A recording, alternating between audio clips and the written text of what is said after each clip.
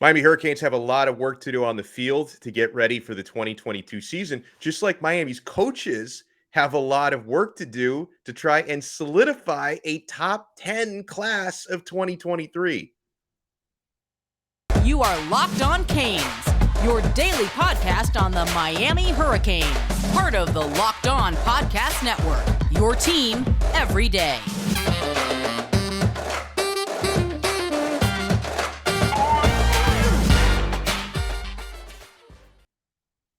I am Alex Donno, your host. I'm a University of Miami alumnus, longtime South Florida sports radio vet, and contributor on allhurricanes.com. Thank you so much for making Locked On Canes your first listen today. We're available free wherever you get your podcasts and available free on YouTube. So since we've had a couple of days with no media access and practice, I thought, what better time to talk some recruiting? Because we get a lot of questions about this class of 2023. I have a lot of questions about the class of 2023. We bring on our very good friend who covers recruiting for us here on the Locked On Network, John Garcia Jr., head of football recruiting for Sports Illustrated. John, how you doing, sir? I'm doing well, my guy. Yeah, there's some big news coming up, big commitments in the next week. So yeah, I figured you give me a buzz. So happy to be here.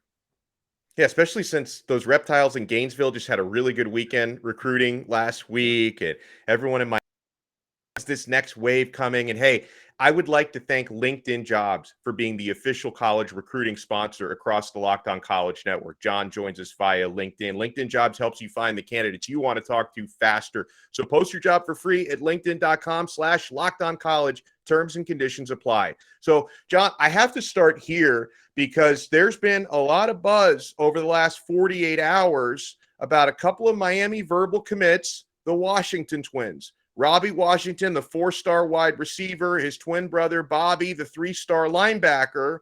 I hear a lot of noise now about Louisville trying to pull out all of the stops to try and flip them from the U to the Ville. What are you hearing? Yeah, there's certainly, where there's smoke, there's fire. And I think in this case, it starts to make a lot of sense, not only from, Miami's perspective. And hey, look, this is a great recruiting class that's being built. So naturally, programs are going to look around and see if there are any kids on the commitment list, just like we're seeing with Emery Williams and some of these others, where there's like, hey, do we have a shot to flip or to change their minds? So I think that's certainly an indicator. And then obviously Louisville has been recruiting at an uptick this cycle. I think there's really no other way to place it. Look, NIL, the ACC, all that stuff is pushing in the right way for Scott Satterfield and company, who's, one of the more eccentric head coaches in the game. So when he gets to recruiting, a lot of guys are jumping in. And then on top of that, of course, we've seen a lot of locals pop to Louisville. William Foles, Stanquan Clark, two guys that at one point looked like they were future Canes are now headed to Louisville. So when you make inroads like that in Dade, and we know Louisville's done that over the last, 10 or 15 years. Yeah, going back to the Charlie Strong days.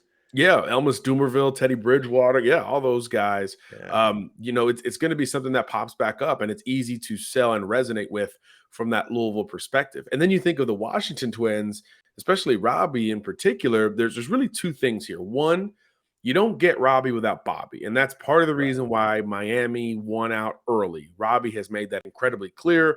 There were some other programs that wanted Robby but weren't as high on Bobby, the linebacker, mainly Georgia.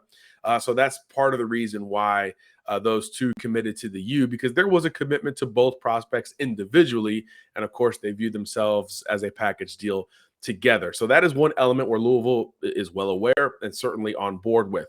The other side of this is Robby's been pretty open. Every time we talk to him, hey, I'm going to keep taking visits. I'm solid, but I'm going to keep taking visits. And anytime you hear that, just as a normal recruiting fan, that the door is, even if it's cracked open, it's still somewhat open. So in that regard, again, there's a clear path for potential movement with a kid like that who is willing to take visits. And obviously his brother is on board in that regard as well. So not quite panic time yet, but certainly something to keep an eye on. Receivers, one of those groups that Miami needs an influx of talent within. So that's one, particularly in Robby's case, where it does become worrisome if he does start looking around. But that's what I'd keep an eye on. Check out the visits. Does he get to Louisville for an official? He does have official visits remaining. Those are the kind of indicators that you look for now moving forward. I don't think if they do flip, it will be kind of out of thin air. I think it would be coming off of a visit, and it would be something that's relatively tangible to track, or at least start to see coming. But yeah, there's no doubt that Louisville has done really nice work in South Florida again, but also nationally. Their brand is elevated. NIL is playing a role, just like it has at Miami and A&M and Tennessee and Nebraska, some of these other schools. So yeah, there are external factors at play here that are going to be fascinating to track, especially when it's a school in the same conference. So definitely something to keep an eye on. And that's great advice by John not to panic, because recruiting doesn't really end until these players sign their national letter of intent. And it goes both ways, right? We've done episodes here on Locked On Canes in the past, and we're going to talk about a couple of these guys on this episode, players that Miami is trying to flip from other schools. And every time I have those discussions, I get the rival fans in my comments like, Yeah. what about they could lose players too. Miami could get it. Yes, absolutely. It's a double-edged sword. Miami could flip some kids. Other kids could flip players from Miami. No doubt about that.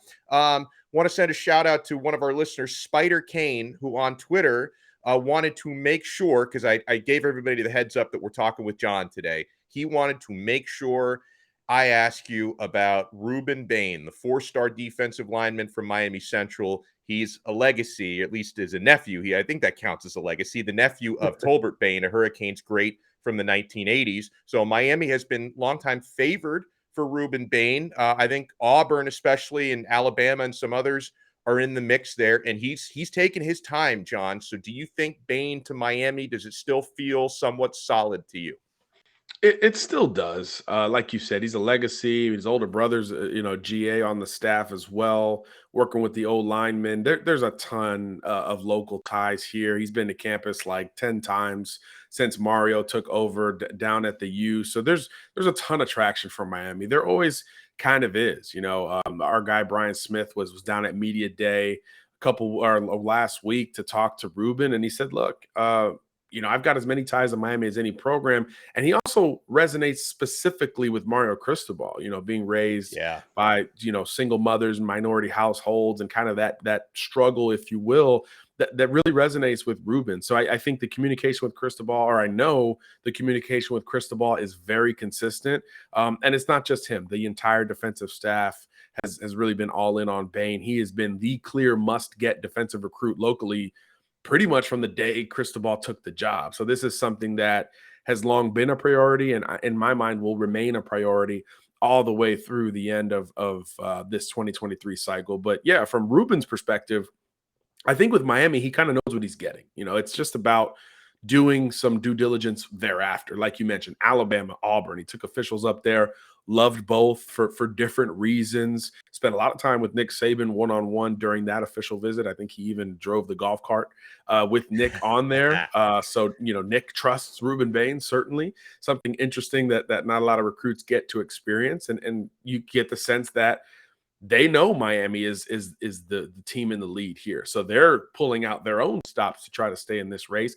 And then Oklahoma's kind of a wild card. Louisville's in there as well with Reuben Bain. So I think, it's going to go long. He's really always maintained that he's going to take this thing the distance and really vet as many options as possible. He certainly wants to see what this group of Miami football looks like on the field. I think that's important in that impression as well. But from the recruiting standpoint, classically, with Cristobal, communication and all that, it's to the 10th degree. This is just because he doesn't talk about it as much, or he's not quoted as much, doesn't mean that he's not a monster priority for Miami. And I think that remains, the rest of the way. They need additional talent up front. I think everybody understands that too. And locally, he's as good as it gets, not only locally, but nationally. This is an SI 99 recruit, 29 sacks last year. I mean, he's as productive a player as there is in this country relative to his position. So I think everybody understands that, and that's why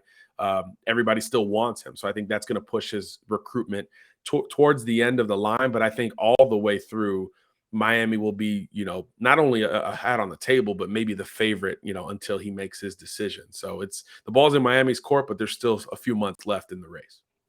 We're going to keep our Cal Ripken-esque streak alive. I actually did some counting the other day. I think this will be now the 16th consecutive week that we bring up with John Samson Okunlola, who, going back to early July, has been strongly trending to Miami. Five-star offensive tackle out of Massachusetts, who would be just the finishing touch on the best offensive line class Miami's ever had if he comes. Still no announcement date set, right, John? Anything new on Samson? Is Miami still the favorite? I do think Miami's the favorite today, but I touched base with him over the last few days, and he's teasing something coming out soon. But he did confirm to me it's not a commitment. So Oh, I do think he's got some stuff cooking. He's the pancake guy, so we'll see what that is. But yeah, I don't think he makes the preseason verbal commitment. At least not right now. Things can change. Recruiting is always fluid. These things change literally day to day. But as far as my last contact with Samson, he is not hinting at a verbal commitment right now. But there's still no clear timeline. So it could still happen early in the season.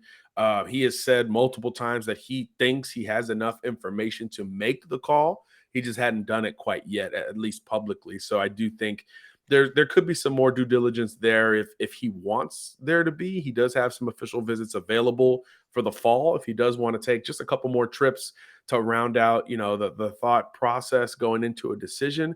But I do think he's ready to make that call as soon as he wants to. But he also knows he can wait. So I do think that that's probably the more likely scenario at this point. I do think it gets into at least the early fall. But again, he's teasing something coming, but not necessarily a verbal commitment. But you never know. I mean, these kids are smart. Samson's incredibly smart, so maybe he's just smoke screening me personally, and it is a verbal commitment. But if that's the case, that's great news for Miami. I think you're still in the sooner the better camp for Okunlola to the U. I think the longer it goes, we're going to hear more about Georgia, which is kind of reeling on the offensive line front, which was kind of odd to say out loud. Alabama, which is trying, like Miami, to wrap up their offensive line class. I think they've got 5 on board. So, yeah, just it's an embarrassment of riches for these two programs at this point. But you don't say no to Samson Okunlola, Michigan State, Oregon, a couple other schools, in that conversation as well. So I do think the longer it goes, the better for those schools, and the opposite applies for Miami. You guys want to keep it locked right here because we still have to talk about with John a couple of the top wide receivers in the class, one of which Miami's starting to get more buzz for now than they were in recent weeks, which could be a good thing. A couple of the top cornerbacks in the class as well. So those who are into recruiting, you do not want to miss it. Guys, I want to talk about the importance of driving sober.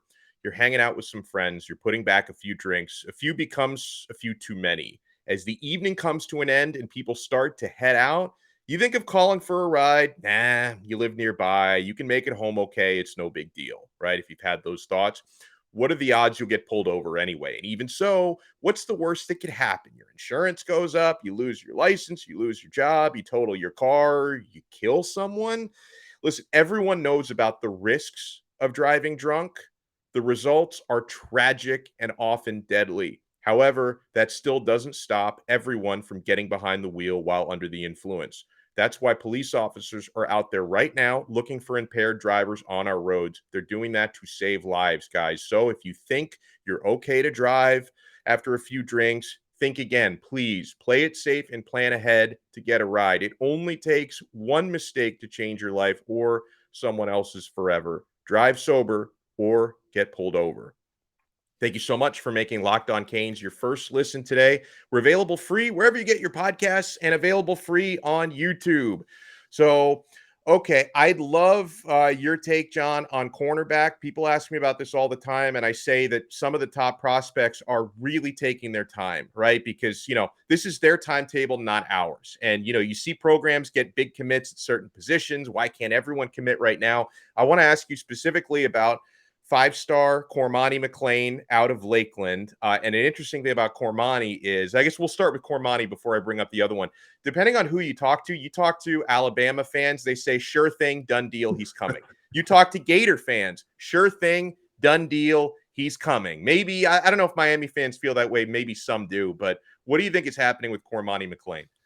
Yeah, 2 things immediately come to mind, Alex. One, Cormani doesn't know I think that's that's the main thing here. This kid he knows he's a priority, and he knows he's got some of the greatest DB coaches in the country on him, right? Corey Raymond, Nick Saban, T-Rob, uh, Adai. I mean, he knows he's Fran Brown up at UGA. He knows he's got his pick, right? It's the same thing as Okunlola we just talked about. He can wait until February, and nobody's going to bat an eye at it. They don't want to recruit him that long, but you might have to recruit him that long even if he commits tomorrow, right? This is a kid who's clearly, I mean, probably unanimously, I would imagine, I haven't looked elsewhere, the number one corner in the country. I mean, that is rare air.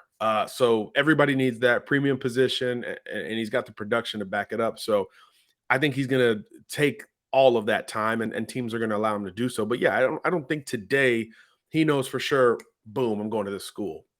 But there's certainly confidence from a couple sides of this. And it's not just the fans. I think Florida's got legitimate confidence. I think Alabama kind of always has confidence, but they should.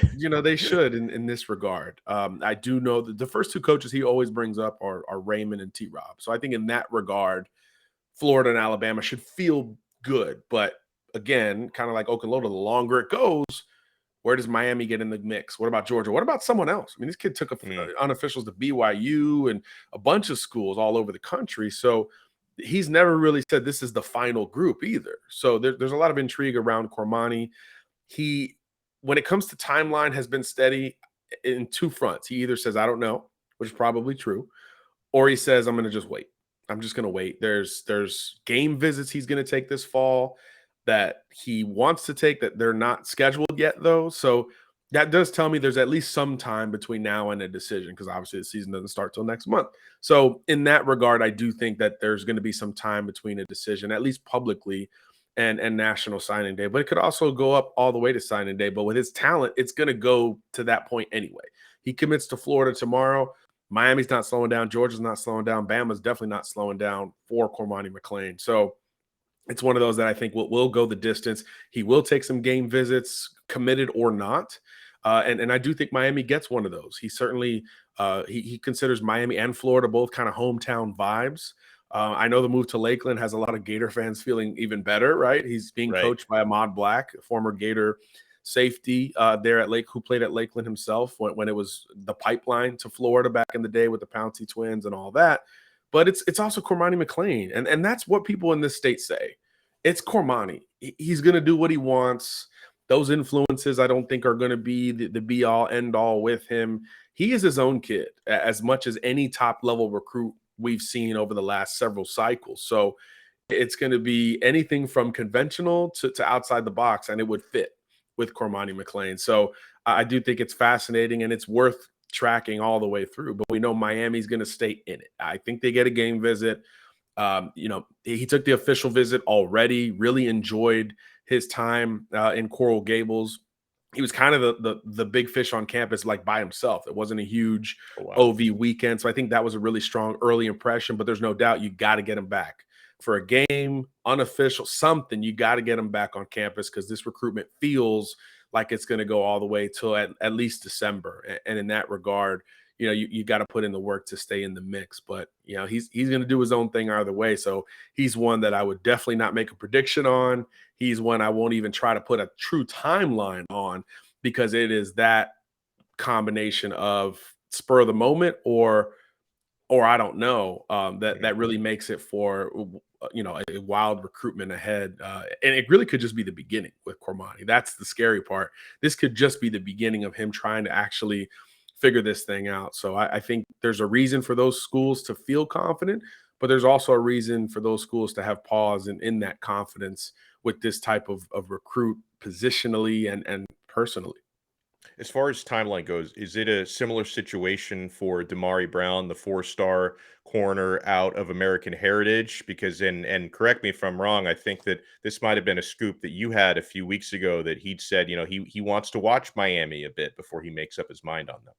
Yeah, I think it's going to go into the season again. He'll take some visits, but he'll use them as officials. So it's a little bit more clear with Brown. He'll go into September. He'll try to knock out a few officials. I think, Miami, Alabama, Clemson are probably the three schools that are in the thick of it. And again, if you're a Miami fan, you probably get scared hearing some of those teams, but you should Yeah. want to continue to hear that because that's who you got to go head to head with. And you've obviously won a lot of head to heads with both of these programs to this point.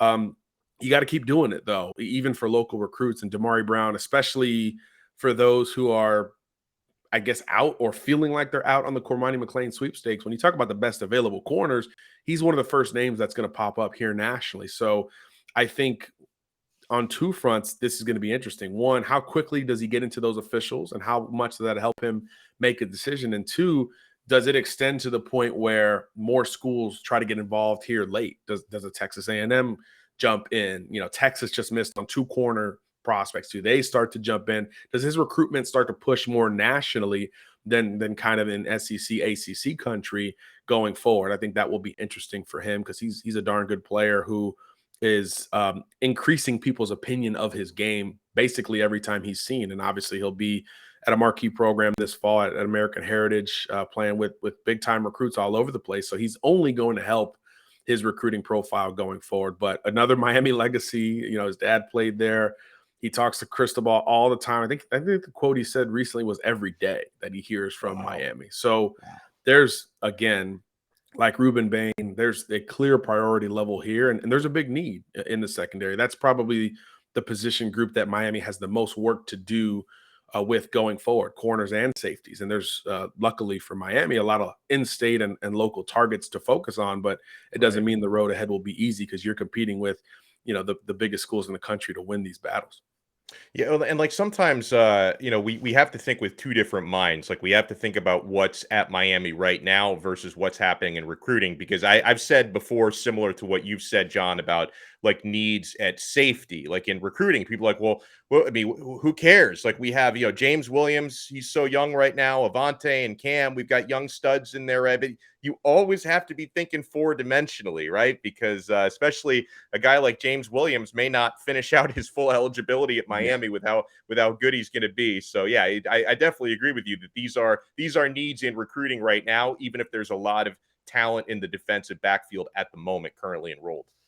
That's a great point. And that's another indicator. Again, if you want to be one of these programs, you're dealing with 3-and-out players every single year. Yeah. So, yeah, you can never have enough talent at really any position, but especially when you get into the secondary where you've got 5-6 guys on the field almost every single down against every single opponent.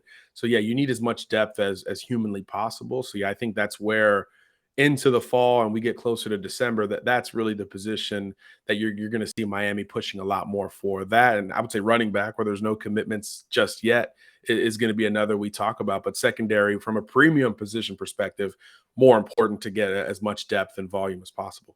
So you guys, I'm going to ask John about a couple of the top wide receivers in the class, including one Miami's getting a little bit more momentum on this week. So keep it locked right here to Locked On Canes. So, John, is it just me? Because you can speak to this maybe better than I can, but I feel like there's renewed buzz and hope from Miami on the Hykeem Williams front, the 5-star wide receiver from Fort Lauderdale Stranahan. Because in recent weeks, I'd kind of written him off a little bit as a Miami prospect. What's going on there? Well, there's been a lot of ebb and flow to his entire recruitment from 18 months ago to now. 4 or 5 teams have held buzz here, right? Wow. Initially, it was probably Florida State, A&M, when they started making inroads in South Florida. We've heard Georgia. We've heard Pitt at different points where he's taken, I think, 3 visits in the last year and is talking about maybe getting to a game soon, which is kind of interesting to me. You know, he's committing in the next month or so. So I believe September 23rd. September 23rd. So he's going to be able to get to a game or two before a decision. So if he gets up to Pitt, I got my eye on that one. But look, Miami is a local program that has continued to build with him. I think a week ago, if you'd have asked, hey, which in-state school is most likely to get him, I think you'd probably go Seminoles, Florida State. But it has started to shift a little bit, particularly with the tangible loss or miss, however you want to put it, I should say, of William Foles. Yeah. There was buzz from Miami going into that. Then he pushed it back. There was some fluidity going on. And William has hinted at this publicly and privately since this point. And now he's on board recruiting for Louisville, playing kind of Miami antagonist at this point. But to me, not getting the commitment, however we want to quantify it, not gaining that verbal commitment, tells me a lot about Miami's standpoint with him and Hykeem Williams, because those are the guys that you kind of put in the same box, almost like Robby Washington and Ray Joseph, where their skill set is so similar. William Foles, 6'3", 200 pounds, Hykeem 6'4", maybe 205. You put them in the same kind of box. So you maybe don't have a fit for both of them in this class, but you certainly need at least one of them in here. So I do think, as Foles picked Louisville, naturally my brain went to, okay, is Miami feeling better about Hykeem than we think?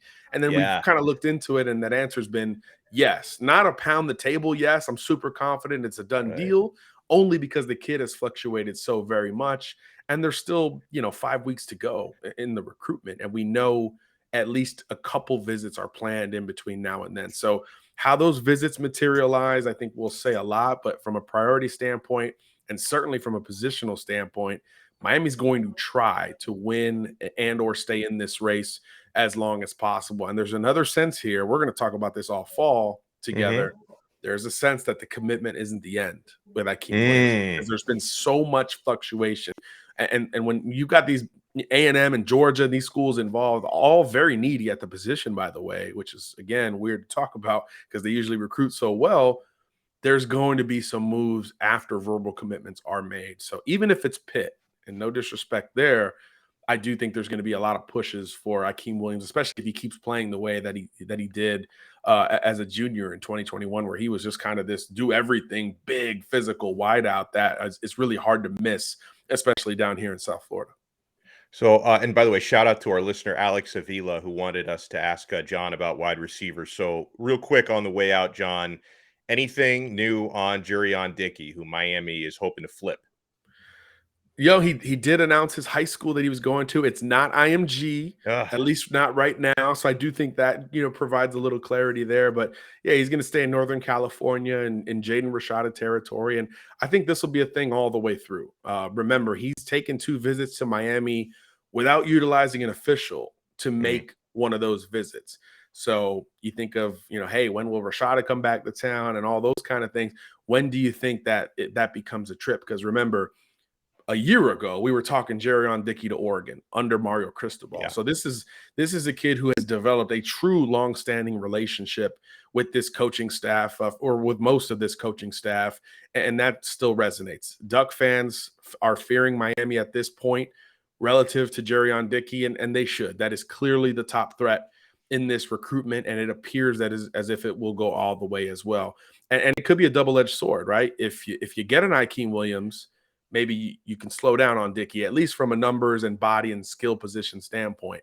But also Dickey's as good as it gets in this class. So you wonder if they push anyway, even if they do land the commitment of Hykeem Williams. So all these receiver dominoes and numbers to me are going to be really interesting, because there's obviously a finite amount of spots and targets left at this point. So if you're a Miami fan, just hold on to Robby, grab one of these 2 big wide receivers, and you start to feel really good about how this class is going to start to wrap up. And then obviously don't count out some guys who can emerge as seniors, especially in South Florida, where we know there's as much talent as there is anywhere in America.